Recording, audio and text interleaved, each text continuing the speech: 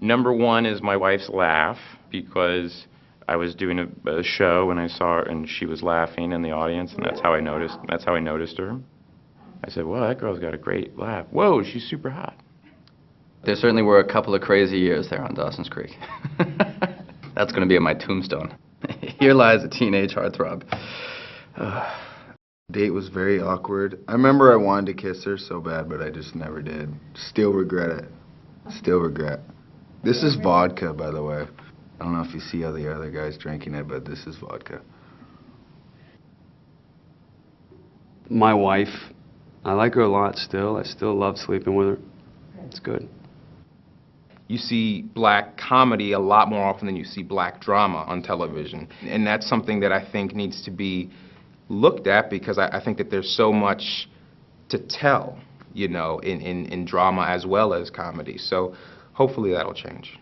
The first movie I remember seeing was The Empire Strikes Back, and I freaked out. My dad had to take me out of the theater because Han Solo was my favorite guy, and I thought not only was he dead, but they like froze him and he suffocated and stuff. Brazil.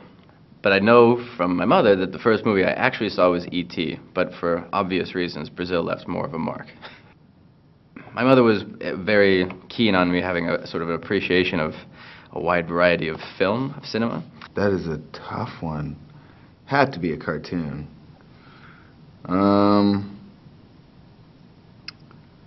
That's a good one. See, curveballs, I'm out. The Sound of Music. And yeah, that's gonna mess up whatever street credibility I was working on. The first movie I remember seeing is Jaws. But I couldn't even close my eyes in the bathtub and play the music in your head. You feel like there's a 4,000-pound white shark in the tub with you. The first really obsessive TV show that I had in my life was probably The X-Files, or maybe The Simpsons. And then I think the Jon Stewart show was probably Jon Stewart got me kicked out of high school. Before he was on Comedy Central, he had a show called The Jon Stewart Show, and it played, at least where I grew up, it played at 1:30 in the morning. So I would stay up at night to watch Jon Stewart, but then I would be too tired or too lazy to go to school in the morning, so I'd just take the first couple of classes off, because I wanted to be fresh when I got there. What was that show with Balky and Larry? Perfect Strangers. I love the Perfect Strangers.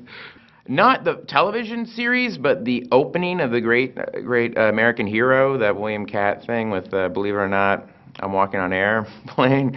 It's like a car with a spaceship coming up. No, I was a big nerd, so I was a big geek. You know, my grandmother used to watch the Lawrence Welk Show and eat apples with cheese. And she'd force me to watch that with her in bed. Probably Saturday morning cartoons or Hockey Night in Canada. But that's like Saturday night and you get to stay up later and watch hockey, so that was kind of a big thing. But probably Saturday morning cartoons. The people that really kind of got me excited about comedy and wanting to do it were people like Michael Palin and Woody Allen movies. Love and Death in particular was a movie I'd watch over and over and over again. Well, the first time I understood what acting or performing actually was seeing Rain Man. And my mother, I'd never seen Dustin Hoffman before, and my mother having to explain to me that that was a character that he was putting on. That when the camera stopped, he wasn't Raymond in Rain Man. And I think that was the first time that my curiosity was really piqued at that you could have a life in a career. Well, I didn't really understand career. That you could have a life sort of in make-believe, where you could be everything and anything that you wanted to be. So that was I guess, Rain Man was the beginning of my career.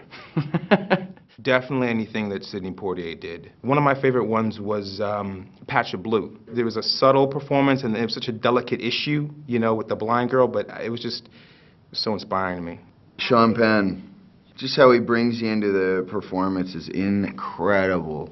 Especially with Dead Men Walking, how you're kind of like sympathetic to a character that, raped and murdered someone. I always loved Paul Newman, but I don't think I had an appreciation for him until, later in life.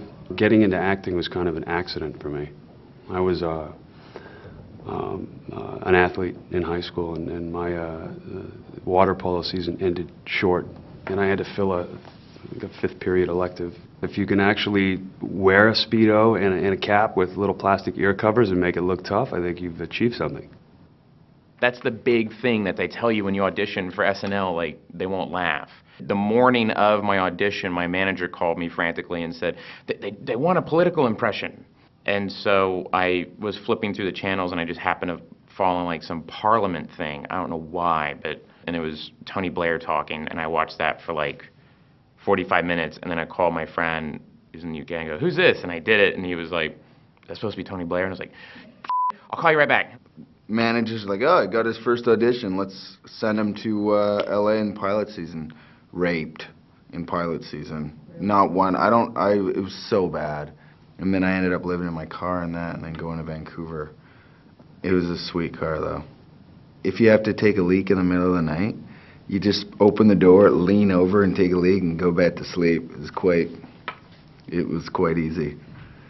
It was a Pontiac Firefly with a hatchback and like 12-inch wheels. It's literally still in my mom's driveway, which I'm sure she's ecstatic every day pulling in and seeing that piece of car.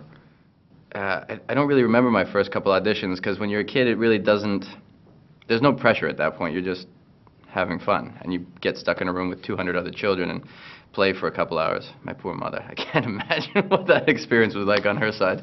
I remember auditioning for lots of commercials and just never getting one. I think the first job I ever got was a guest starring role in the Wonder Years. I played the captain of the football team, jock, who takes the girl with the funny nose to prom. I was the jock with the big heart.